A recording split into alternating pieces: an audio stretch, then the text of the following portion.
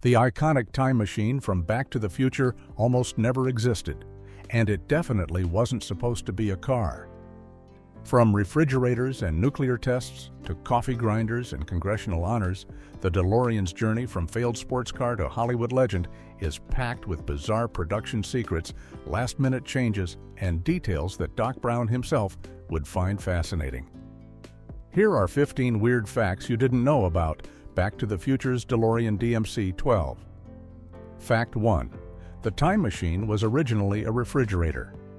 It's hard to imagine Back to the Future without the sleek stainless steel DeLorean, but in the earliest versions of the script, Doc Brown's time machine wasn't a car at all.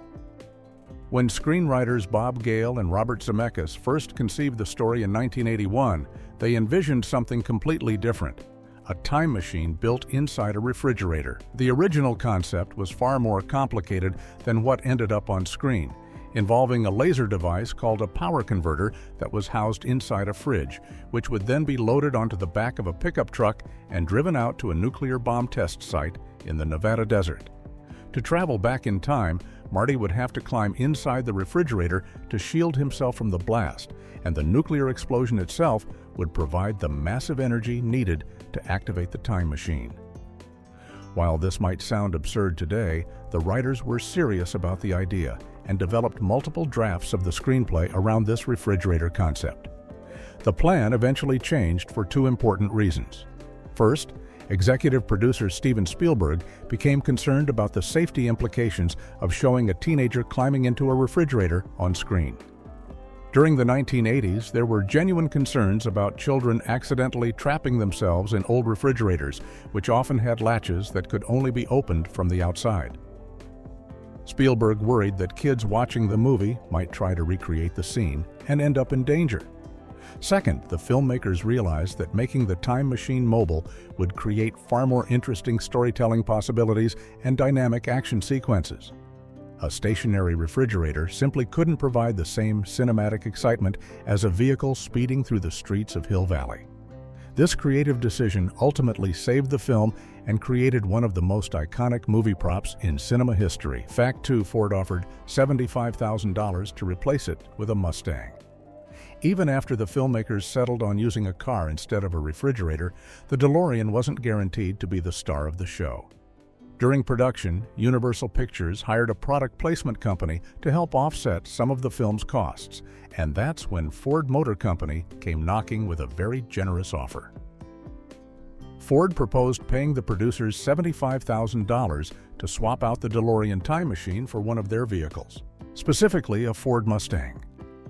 At the time, this was a substantial amount of money that could have significantly helped the film's budget, and product placement deals like this were becoming increasingly common in Hollywood. The Mustang Ford had in mind would have been a Fox body model, since the movie was being filmed in 1984. And while it certainly would have been a capable car for the role, it didn't have the same futuristic aesthetic that the production team was looking for.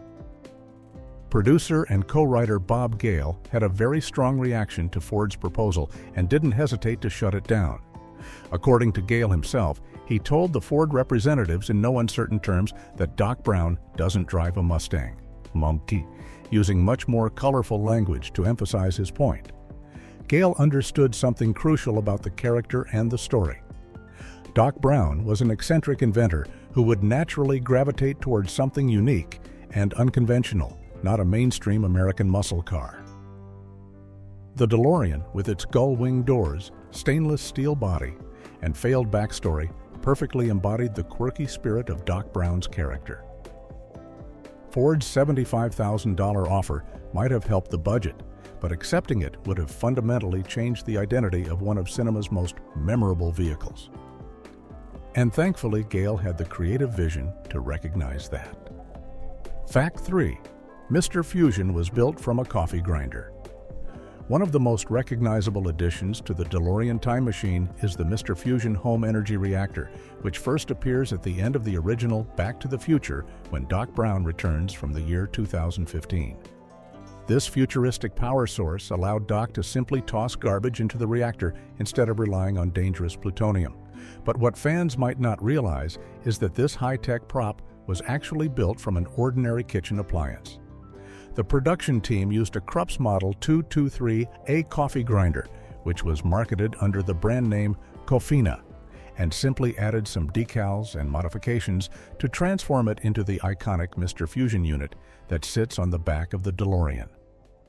Designer Michael Sheffey was responsible for building the Mr. Fusion prop and hand-painted the logos onto the original Krups grinder to give it that futuristic look. The choice of a coffee grinder wasn't entirely random, as the prop department was looking for something with the right cylindrical shape and chrome finish that would look believable as advanced technology from the future.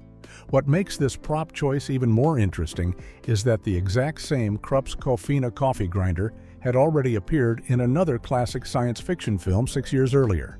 Sharp-eyed viewers can spot the identical grinder serving as a futuristic kitchen appliance aboard the spaceship Nostromo in Ridley Scott's 1979 film Alien, where it presumably helped the crew make coffee during their ill-fated mission. The name Mr. Fusion itself was designed as a parody of the popular Mr. Coffee brand of coffee makers that were everywhere in American kitchens during the 1980s, adding another layer of humor to the prop. Today, original Krups 223A grinders have become highly sought after by Back to the Future fans who want to build their own Mr. Fusion replicas. Fact 4. Jimmy Carter's law created a speedometer problem.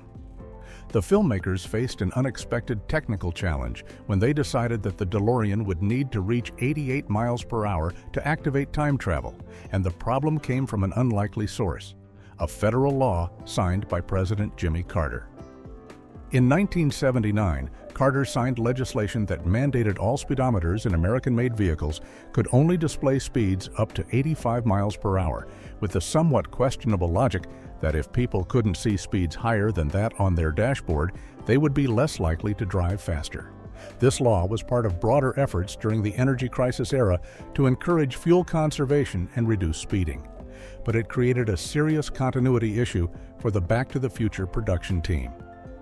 The DeLorean DMC-12, which was manufactured between 1981 and 1982, came equipped with speedometers that maxed out at exactly 85 miles per hour, making it technically impossible for the dashboard to show the crucial 88 mile per hour speed that Doc Brown needed to achieve time travel.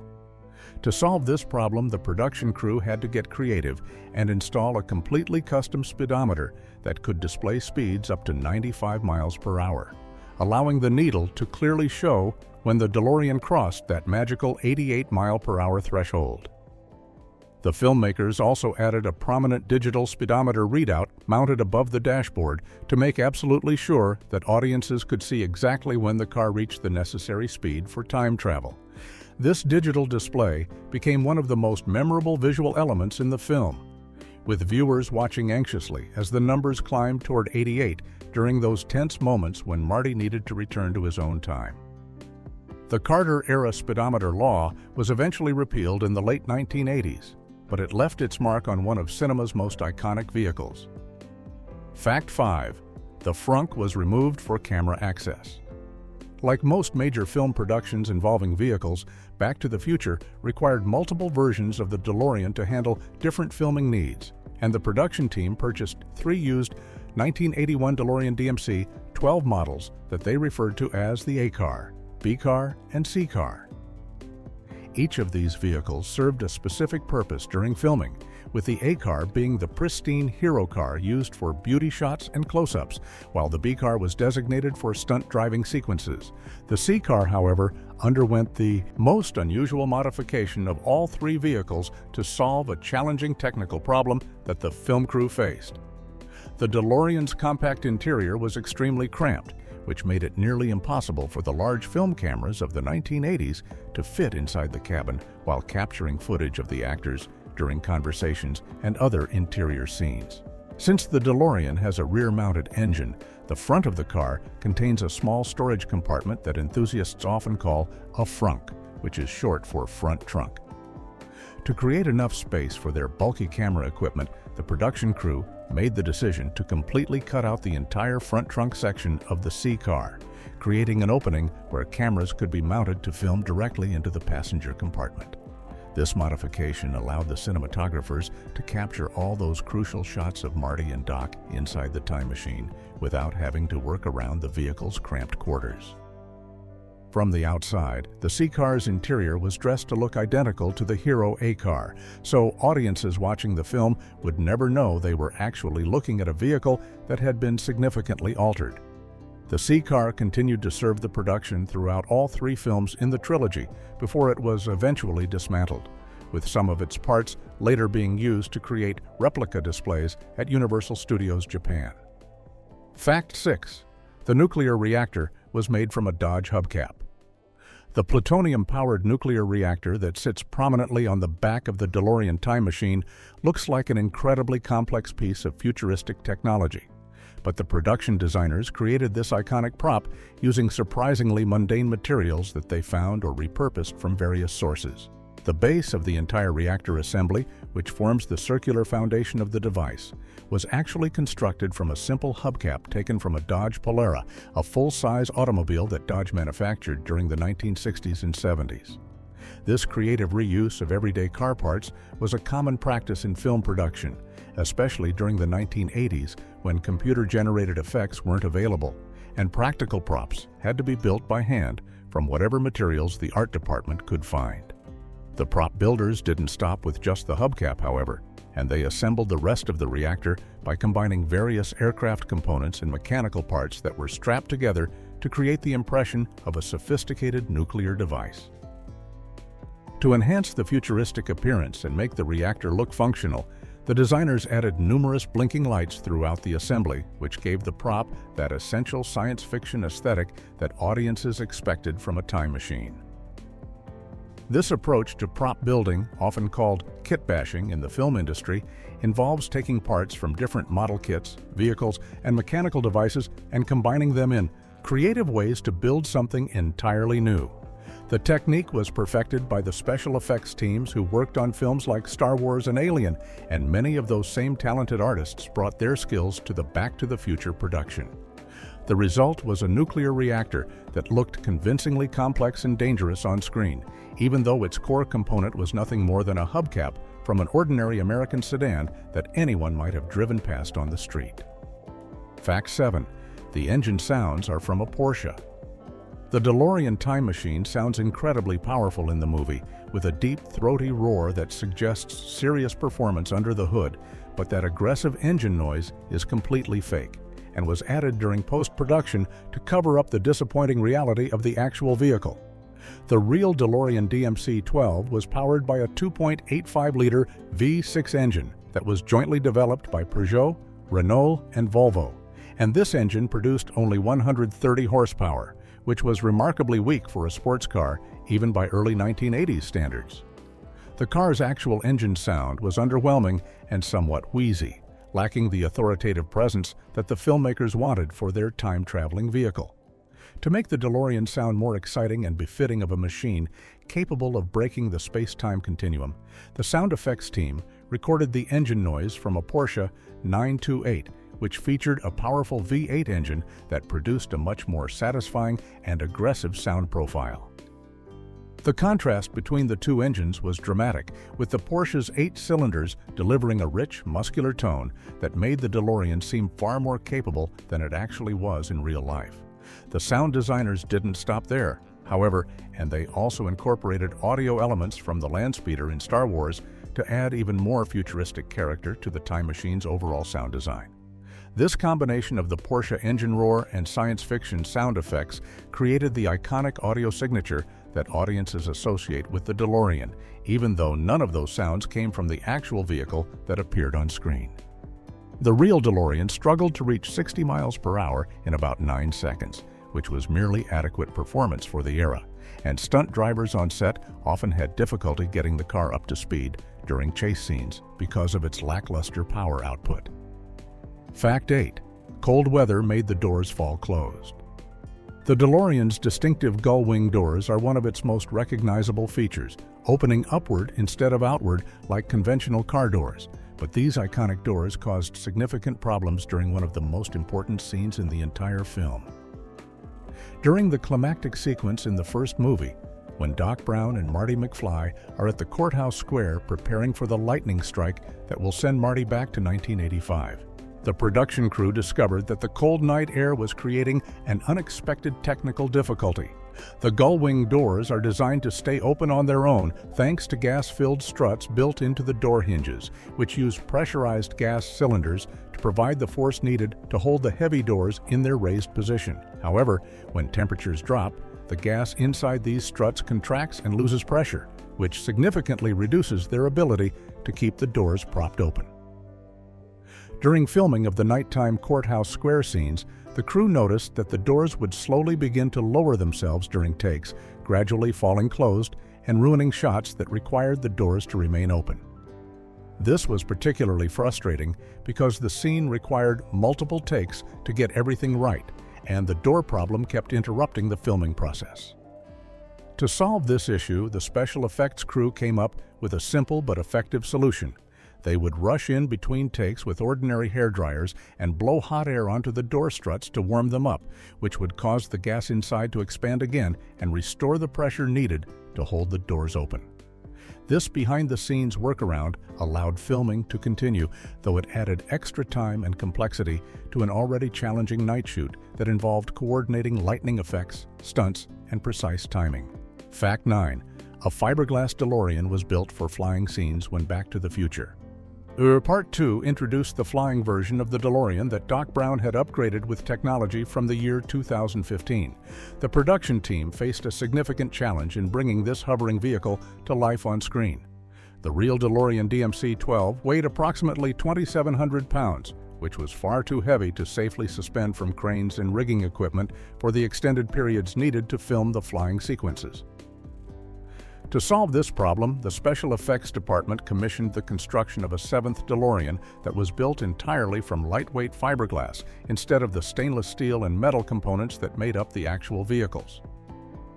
This fiberglass replica was essentially a full-size shell that looked identical to the real DeLorean from the outside, but was hollow and dramatically lighter, making it possible for the crew to hoist it into the air using cranes and cables for shots where the vehicle needed to hover or fly. The fiberglass car was purely a non-functional prop that contained no engine, no working mechanical systems, and couldn't be driven like a normal vehicle, serving exclusively as a visual element for exterior shots where the DeLorean appeared to be floating above the ground. Car customizer Gene Winfield was responsible for molding this lightweight replica, and he added lights to the bottom of the vehicle and created mechanisms that would allow the wheels to fold in and out to simulate the hover mode that Doc Brown demonstrated in the film. After Back to the Future, Part 2 wrapped production, the fiberglass DeLorean was placed into storage at the Universal Studios backlot, and the studio eventually attempted to sell it at auction. But when no buyers came forward, the lightweight replica was destroyed, with only a few parts surviving from this unique piece of movie history. Fact 10. The stainless steel body couldn't be repaired. The DeLorean's distinctive brushed stainless steel body panels are one of the most striking visual features of the car, giving it a futuristic appearance that made it perfect for a time machine. But this unique construction method created serious headaches for the production crew throughout filming.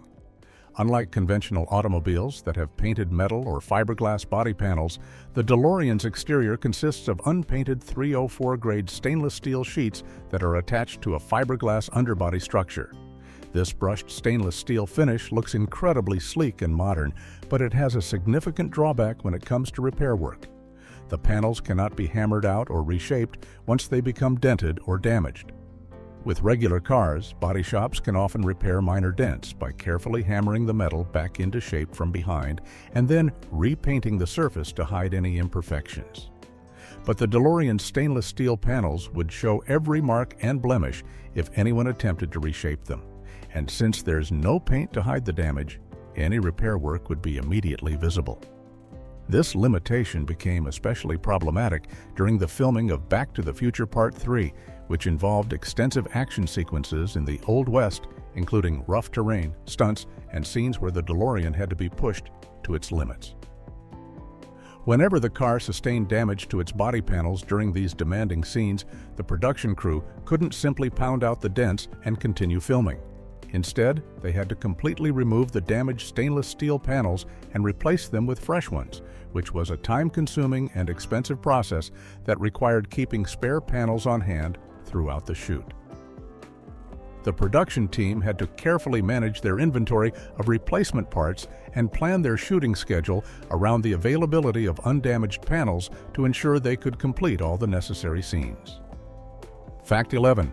The train actually destroyed a real DeLorean. The climactic ending of Back to the Future. Part 3 features one of the most dramatic and destructive moments in the entire trilogy, when a speeding locomotive completely obliterates the DeLorean time machine in a spectacular collision that sends debris flying in all directions.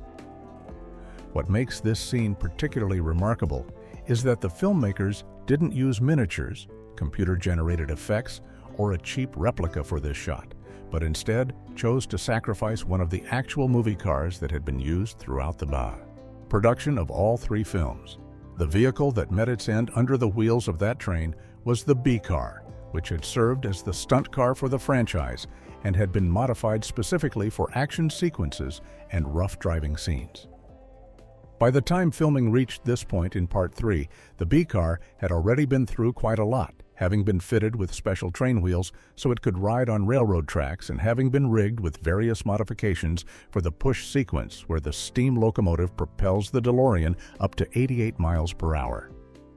To prepare for the destruction scene, the crew loaded the B-car with explosives and positioned it on the tracks where the locomotive would strike it at full speed, creating the violent impact that audiences see in the finished film. The collision was real and happened in a single take, with the train hitting the DeLorean and reducing it to a pile of twisted metal and scattered parts, marking the permanent end of one of the 3 original vehicles from the first movie. After the cameras stopped rolling, the remains of the B-car were left as nothing more than a mangled wreck, and those pieces became a sobering reminder that practical effects in filmmaking sometimes require genuine sacrifice. Fact 12. It became official American history in 2021. The DeLorean time machine achieved a remarkable honor in 2021 when it was officially inducted into the National Historic Vehicle Register, cementing its place not just as a beloved movie prop, but as a genuine piece of American cultural history. The National Historic Vehicle Register was created in 2013 through a collaboration between the Hagerty Drivers Foundation and the United States Department of the Interior, with the specific mission of recognizing and documenting the most historically significant automobiles, motorcycles, trucks, and commercial vehicles that have shaped American society.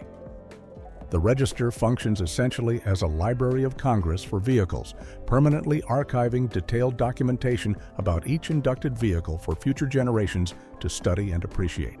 The specific DeLorean that received this prestigious recognition was the hero car from the first Back to the Future film, which was the primary vehicle used for all the close-up beauty shots and detailed scenes throughout the original movie.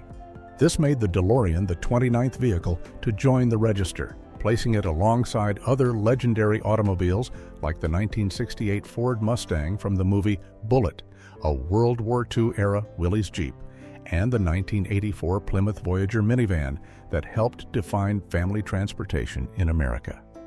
Jonathan Klinger, who serves as Hagerty's Vice President of Car Culture and Executive Director of the Hagerty Drivers Foundation, explained that the DeLorean selection was an obvious choice because of its enormous impact on pop culture and its ability to transcend borders and generations, appealing to audiences far beyond just car enthusiasts. The hero car is currently on permanent display at the Peterson Automotive Museum in Los Angeles, where visitors can see this piece of officially recognized American history up close and appreciate the vehicle that transformed a failed sports car into one of the most recognizable automobiles in the world. Fact 13.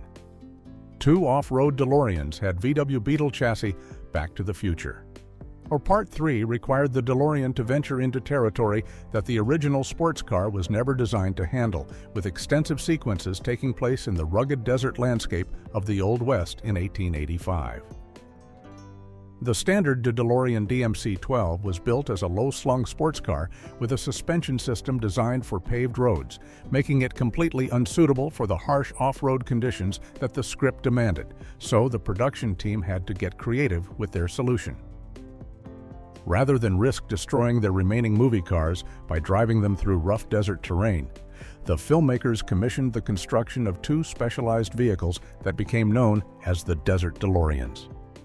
These unique machines were built from the ground up using modified Volkswagen Beetle dune buggy frames as their foundation, which provided the rugged off-road capability and ground clearance needed to handle sandy washes, rocky trails, and uneven desert surfaces. The Volkswagen chassis were equipped with performance engines and specialized suspension components typically found in purpose-built dune buggies, giving these hybrid vehicles the mechanical strength to withstand the demanding action sequences. Once the off-road chassis were complete, the production team mounted DeLorean body shells on top of these Volkswagen frames, creating vehicles that looked like authentic DeLoreans from the outside while hiding their dune buggy origins underneath. To complete the period-appropriate appearance for the 1880s setting, the Desert DeLoreans were fitted with white wall tires and baby moon hubcaps, which were simple chrome wheel covers that gave the car a more vintage look befitting the Old West time period. A company called Congressional Off-Road handled the actual construction of these specialized vehicles, building the custom chassis specifically for the film production and ensuring they could handle whatever punishment the desert scenes would throw at them. Fact 14. Souvenir hunters. Nearly destroyed the original. After the Back to the Future trilogy wrapped production, Universal Studios made the decision to place the hero car on public display at Universal Studios Hollywood, where fans could see the iconic time machine up close and take photographs with one of cinema's most beloved vehicles. While this seemed like a wonderful way to share the prop with the millions of people who loved the films, the decision to leave the car accessible to visitors in an outdoor location turned out to be disastrous for the vehicle's long-term preservation. Over the years, enthusiastic fans who wanted a piece of movie history began removing small parts and components from the DeLorean as souvenirs, gradually stripping away pieces of the original prop bit by bit. Combined with the damage caused by constant exposure to the sun, rain, and other weather elements, the hero car slowly deteriorated from a pristine movie vehicle into a shadow of its former glory. By 2012, when producer and co-writer Bob Gale went to see the car, he was shocked to discover just how badly it had degraded, with missing parts, faded components, and significant wear that threatened to erase this important piece of film history forever. Recognizing that something had to be done to save the vehicle before it was lost completely, Gale decided to spearhead a comprehensive restoration effort to return the hero car to its original condition. Rather than hiring a traditional automotive restoration shop or prop house to handle the work, Gale made the historic decision to enlist a team of dedicated Back to the Future superfans led by restorer Joe Walzer, making this the largest fan-led prop restoration ever undertaken by a major movie studio. The team spent an entire year meticulously working on the vehicle, tracking down original parts, recreating missing components, and ensuring that every detail matched exactly how the car appeared in the film, down to the last bolt and wire. Fact 15. The 88 mph speed was chosen for aesthetics. One of the most iconic elements of Back to the Future is the requirement that the DeLorean must reach exactly 88 miles per hour to activate the flux capacitor and achieve time travel. And over the years, fans have developed elaborate scientific theories to explain why this specific speed was necessary. Some have proposed mathematical explanations involving the length of the car, the physics of wormholes, or complex calculations about temporal displacement, but the real reason behind choosing 88 miles per hour is surprisingly simple and has nothing to do with science at all. The filmmakers selected this speed purely because they thought the number 88 looked visually appealing when displayed on the digital speedometer readout that was mounted on the dashboard of the DeLorean. The double eights created a symmetrical, eye-catching display that was easy for audiences to see and remember, and the repetition of the same digit twice made it instantly recognizable during the tense moments when Marty needed to reach the critical speed. From a practical filmmaking standpoint, the number also had to be high enough to seem like a genuine challenge that required effort and speed to achieve, but not so high that it would seem impossible for the DeLorean to reach given the car's limited performance capabilities. 88 miles per hour hit that sweet spot perfectly, creating dramatic tension without stretching the audience's suspension of disbelief too far. The choice proved to be brilliant from a marketing and cultural impact perspective, as 88 miles per hour became permanently linked with Back to the Future in the public consciousness, spawning countless references, merchandise, and even the title of a documentary about the restoration of the hero car. The fact that this memorable number was chosen simply because it looked good on a screen, rather than for any scientific or narrative reason, demonstrates how sometimes the most iconic elements of filmmaking come from purely aesthetic decisions.